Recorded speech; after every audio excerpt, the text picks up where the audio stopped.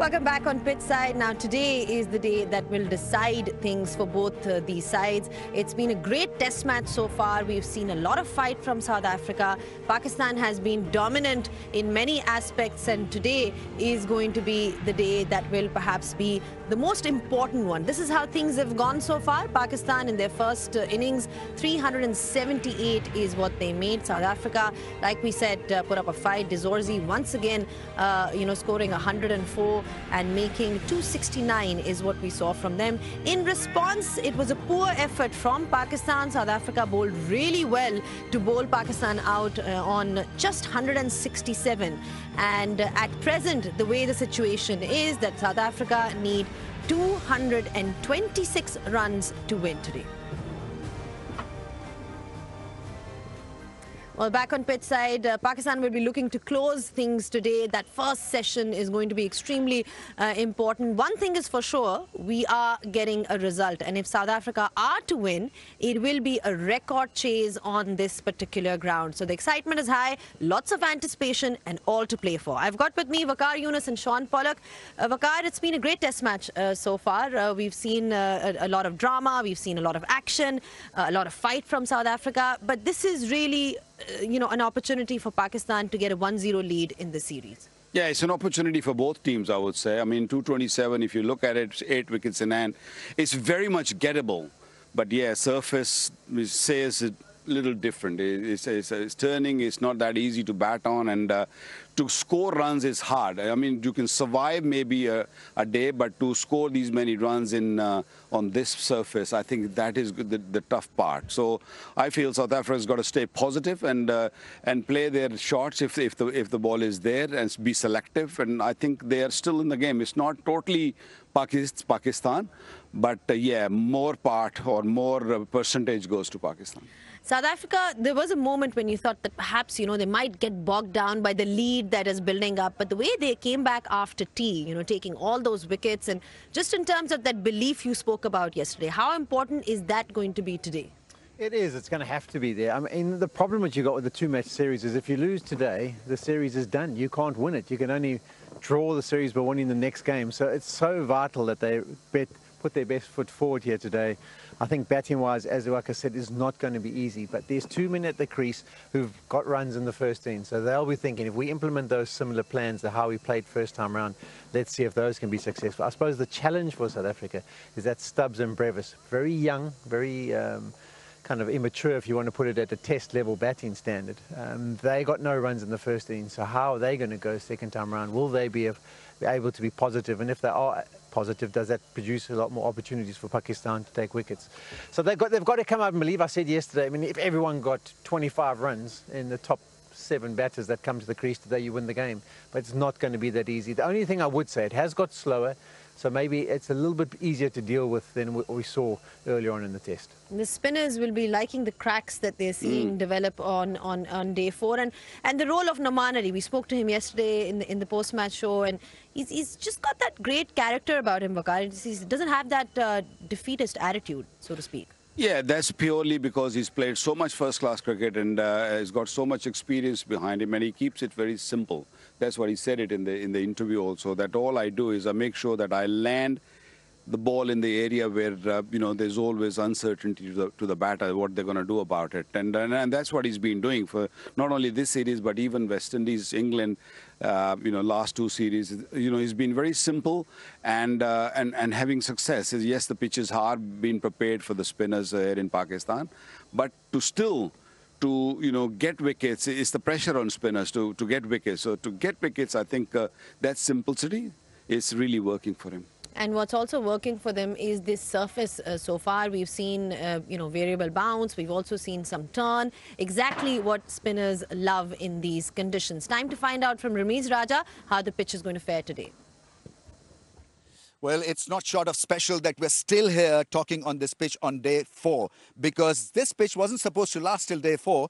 Even on day 1, it looked troubled and turbulent because there were cracks. What has happened now on day 4 is that the cracks have opened up and they're clearly fraying at the edges. Have a look at them. And the batting journey has been difficult because you see what happens on a surface like this is that there is pronounced spin there is pronounced bounce, and then the variations take over, and it can kill your confidence as well. Because the balls from the spinners have jumped at times.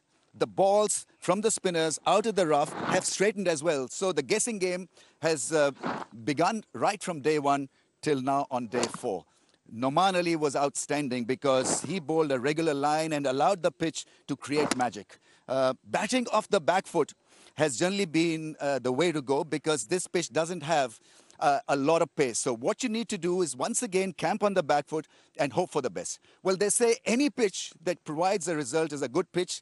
This may not be an ideal pitch for you from batting perspective especially, but we'll have a result, and I'm afraid it's going to be Pakistan who will win this.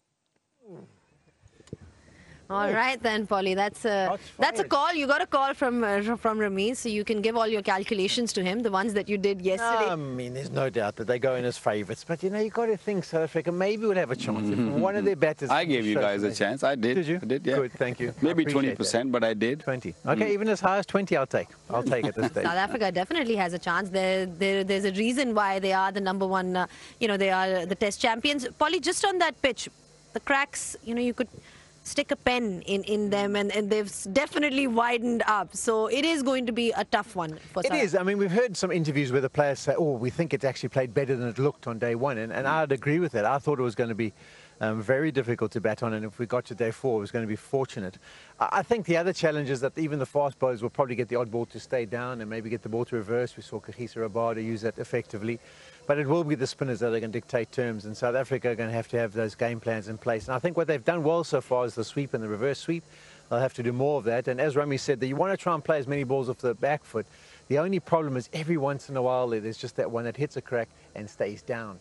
And we saw one yesterday where Dazorzi was just outside off stump. So you've got to hope if it misbehaves, it doesn't do damage. Pakistan will be hoping if it does misbehave, it does plenty of damage. All right, that's what we need to see. The battle between the bat and the ball. We're all looking forward to it. Take a short break, a breather on pitch side, and we'll be back just in a bit.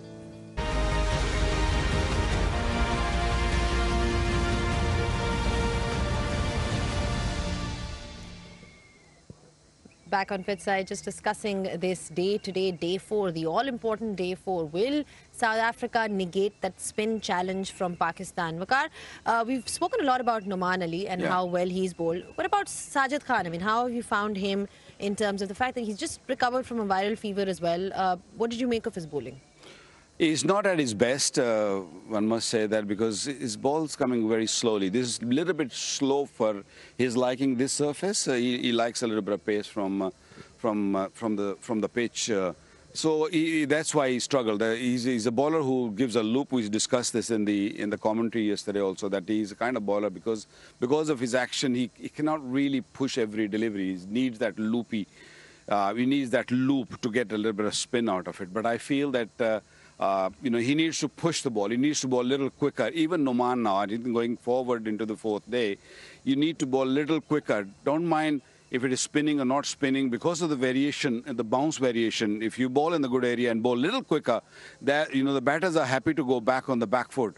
And if they're happy to back, you got to push. You got to bowl a little quicker, I think. And once you bowl a little quicker, you see it's just very slow in the air. Yes, it'll get wickets with the new ball, but once the ball gets old, it is little tough for him to get the perches out of surface. Now, Tony Dazorzi's, got 100. He seems to certainly back himself. That's the one thing that we've seen so far. Just in terms of his confidence, talk us about that a little, generally about how he's sort of shaped up to be the cricketer that he is today. Yeah, well, I mentioned that he was left out of the side after he was injured and Ryan Rickleton took his spot. So he couldn't have been coming into the series with too much confidence. He was a little bit scratchy to start his innings, but he's one of those guys who just backs his techniques, backs his mental strength, and he's got a self-belief once he gets himself in that he can go on and get a big score. And that's what we saw from him in the first innings. He was more of the same from him yesterday. Yeah, he spent a lot of time under that helmet. He was obviously batting for the 104th, 171 deliveries. He was short-legged for most of the innings.